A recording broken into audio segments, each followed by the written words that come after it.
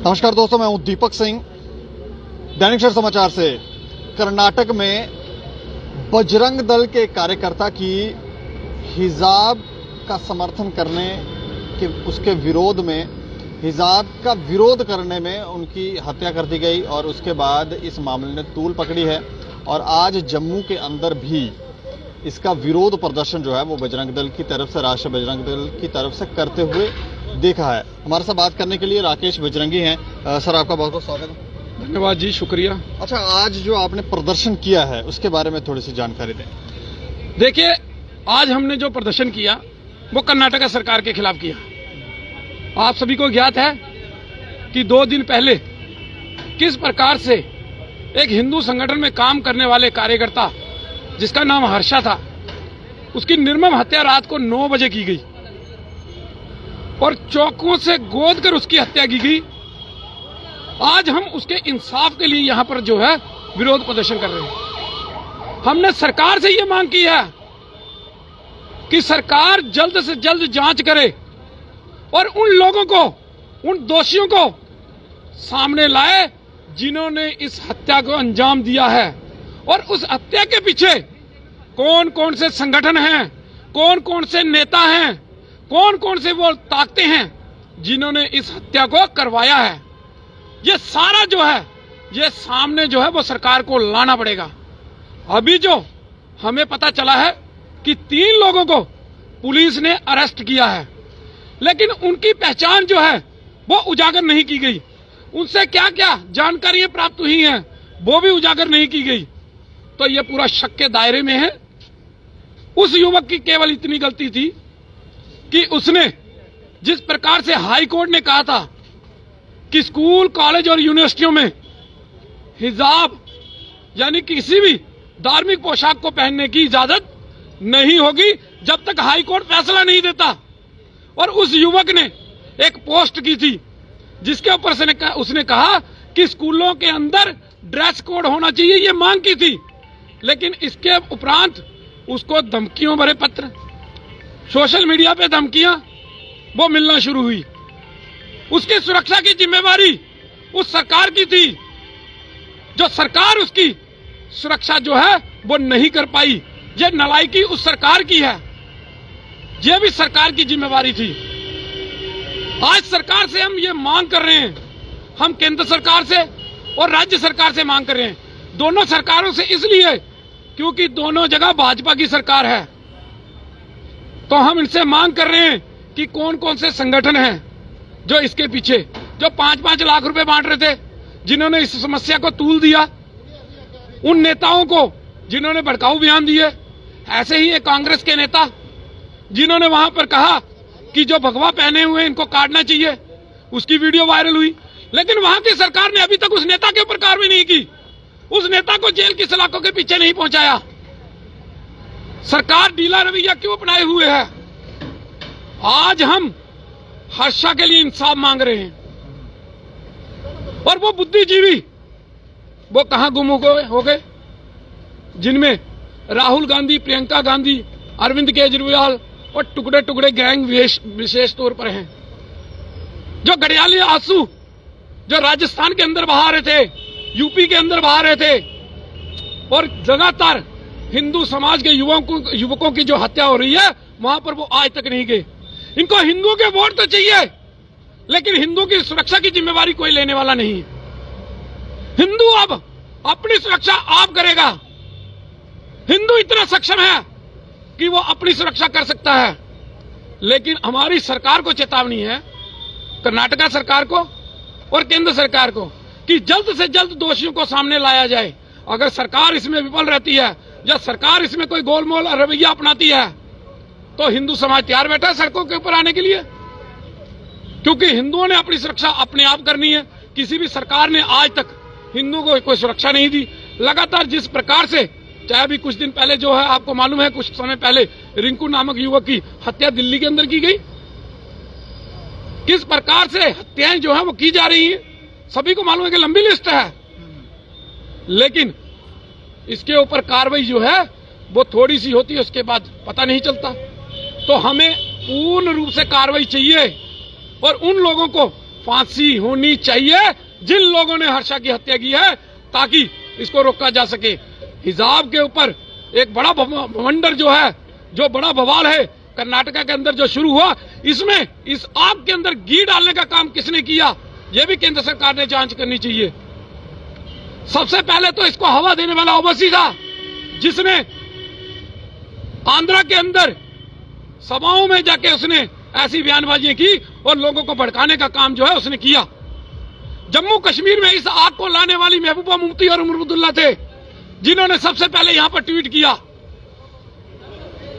जिस प्रकार से भटिंडी के अंदर प्रदर्शन किया गया और उसमें कहा गया कि यहां पर जिस प्रकार से उन्होंने वहां गलत स्लोगन बोले, मैं बोलना नहीं चाहूंगा, लेकिन यह भी कहीं सही नहीं है। यहां कोई किसी के खिलाफ नहीं बोल रहा। हमने आज तक किसी के धर्म के ऊपर उंगली नहीं उठाई, हमने किसी धर्म का नाम नहीं लिया कभी, लेकिन कोई इस प्रकार से बयानबाजी या नारेबाजी करेगा तो सहने योग्य जो है वो हमें भी नहीं होगा। हम सरकार से ये मांग कर रहे हैं कि हिजाब का जो मसला है वो हाई कोर्ट में है, उसका फैसला हाई कोर्ट में। देखिए, हम संविधान को मानने वाले लोग हैं, हम देश के संविधान को मानते हैं, देश के कानून को मानते हैं, तो जो हाई कोर्ट फैसला देगा वो सभी के लिए मान्य होगा, जिसको मान्य नहीं होगा वो सुप्रीम कोर्ट चला जाएगा। लेकिन वहां पर कर्नाटका के अंदर ये लोग फिर भी उस कानून को नहीं मान रहे, जबकि हाई कोर्ट ने क्लियर कहा है कि हिजाब, कोई भी धार्मिक पोशाक जो है वो पहनकर स्कूल, कॉलेज और यूनिवर्सिटी के अंदर नहीं जाएगा जब तक हाई कोर्ट फैसला नहीं देता। कोई भी वहां पर 200 मीटर के दायरे में धरना प्रदर्शन नहीं करेगा जब तक हाई कोर्ट का फैसला नहीं होता। वहां की सरकार ने जब सीधे सीधे कानून पारित किया है, जो 1983 धारा 133(2) के तहत वो कानून है कि ड्रेस कोड जो है वो सभी स्कूल, कॉलेज और यूनिवर्सिटी, जितने सरकारी इंस्टीट्यूट हैं उनके अंदर लागू की गई है। बाकी जो प्राइवेट है वो उन्होंने बाहर रखे। प्राइवेट अपना फैसला जो है आप करेंगे, वो निर्णय लेंगे, लेकिन उसके बावजूद भी लोग वहां पर धरने प्रदर्शन भी कर रहे हैं, लोग वहां पर धार्मिक पोशाकें पहनकर भी जा रहे हैं। तो इसका मतलब वो लोग जो हैं वो देश के संविधान और कानून को नहीं मान रहे हैं, तो इनके ऊपर कार्रवाई होनी चाहिए, सीधी सीधी कार्रवाई होनी चाहिए। एक बात मैं आपसे जानना चाहूंगा कि इससे पहले स्कूल कॉलेजों के अंदर क्या भगवा पहनकर लोग नहीं जाते थे, क्या हिजाब पहनकर लड़कियां नहीं जाया करती थी स्कूल्स के अंदर? ये तो अभी इशू जो है वो क्रिएट हुआ है, इससे पहले ऐसा नहीं हुआ होता था? देखिए, आज तक आप मुझे बता दीजिए कि भगवा पहनकर किसी स्कूल में कोई व्यक्ति गया हो, आज तक मुझे तो ज्ञात नहीं है। मैं दिल्ली के अंदर पढ़ा हूं, दिल्ली सबसे ज्यादा सेकुलर जो है यूटी है, वहां पर कहीं भी कोई भी धार्मिक पोशाक पहनकर नहीं आता था, मैंने नहीं देखा वहां पर दिल्ली के अंदर। तो अब कहां कहां पहनते हैं, कहां कहां नहीं पहनते हैं, ये तो इतने ज्ञान तो मुझे भी नहीं। लेकिन जिस प्रकार से सरकार ने कानून पारित किया है, सरकार है, कोई भी कानून पारित करती है, अब यहां भी सरकार बहुत सारे कानून पारित करी, तो क्या लोग उसको मानेंगे नहीं? लोगों का काम है, अगर सरकार संविधान के दायरे में, देश के कानून के दायरे में कोई भी काम करती है तो वो सभी के लिए है। उसके अंदर अगर कर्नाटका में कानून पास किया गया है तो वो एक समुदाय के लिए नहीं है। जिस प्रकार से हाई कोर्ट ने कहा है कि वो फैसला करेगा, और वो हाई कोर्ट के पास है, हाई कोर्ट देखेंगे, जब फैसला करेगा, अगर किसी को नहीं मानने का सुप्रीम कोर्ट जाएगा। लेकिन कानून सर्वोपरि है, देश का संविधान सर्वोपरि है। एक बात और मैं जानना चाहूंगा, आपके जितने भी कार्यकर्ता हैं उनको देखने का जो दृष्टिकोण है लोगों का, और किसी को पता चले कि ये बजरंग दल से हैं तो वो सोचते हैं ये कोई टेररिस्ट है, टेररिस्ट हैं। इस तरह की भावना क्यों है? आपको देश के विरुद्ध काम करते हैं? देखिए, आज तक पूरे देश के अंदर कहीं भी अगर हिंदू संगठन ने कोई गलत काम किया है तो वो सामने लाया जाए। हमेशा देश के रक्षा, देश की सुरक्षा और देश के अंदर सामाजिक कार्यों में जो है हमारे संगठन लीन रहते हैं। आपको पता है कि जिस प्रकार से कोविड के अंदर सबसे ज्यादा काम जो है इन हिंदू संगठनों ने किया, लोगों तक सभी के घर में तक राशन पहुंचाना, पका हुआ खाना पहुंचाना, और हर लोगों को मास्क वितरण, हर प्रकार की सुविधा जो है वो कोविड के दौरान की। बाकी कहां थे वो बुद्धिजीवी, कहां वो दूसरे संगठन कहां थे? मुझे बताइए ना किसने की। तो इसलिए ये जो लोग एलिगेशन लगाना जानते हैं लेकिन वो सबूत देना नहीं जानते, एलिगेशन लगाने वाले बहुत। देखिए बजरंग दल को लोग गुंडे कहते हैं। सबसे ज्यादा आज देश के अंदर ब्लड डोनेट जो है वो बजरंग दल करता है। सबसे ज्यादा सेवा का काम जो है वो बजरंग दल करता है। उसके बाद पूरे देश के अंदर जो सेवा के कार्य, अभी कोविड में 2 साल की सेवा वो सभी के सामने है। हम बताना नहीं चाहते, वो सभी लोगों को मालूम है, सरकारों को मालूम है कि किस प्रकार से हमारे कार्यकर्ताओं ने सेवा की है, हिंदू संगठनों ने सेवा की है, वो सभी के सामने है। गाड़ियों की गाड़ियां भरकर लोगों तक जो अनाज पहुंचाने का काम है, किसी के घर भी बिना चूल्हा जले नहीं रहा, हर घर में राशन पहुंचाया गया। तो किस प्रकार से हम गुंडे मवाली हो गए, ये वही लोग बता सकते हैं जो लोग जो हैं हमारे ऊपर एलिगेशन लगाते हैं या भगवा वालों के ऊपर एलिगेशन लगाते हैं। वो सबूत दे तो उसके बाद आप बताइए, लेकिन कोई सबूत नहीं है, कोई कुछ नहीं है। देशभक्त संगठन है, देश की सेवा में लीन रहता है, सामाजिक कार्यों में लीन रहता है, सामाजिक कार्य करता है, लोगों की सेवा करता है, तो फिर फैसला जो है वो लोगों ने करना है। क्या कर्नाटक की सरकार से आप क्या मांग करेंगे एक बार फिर से हर्षा के लिए? देखिए हर्षा के लिए हम न्याय मांग रहे हैं कर्नाटक सरकार से, साथ में केंद्र सरकार से। हम ये कहना चाहते हैं कि हर्षा के जो दोषी हैं, उसकी हत्या जिन्होंने की है, उसके पीछे कौन कौन सा गैंग है, कौन कौन से नेता हैं, कौन कौन से संगठन हैं, उन सभी को खोदकर बाहर निकाला जाए और सभी के सामने उजागर किया जाए।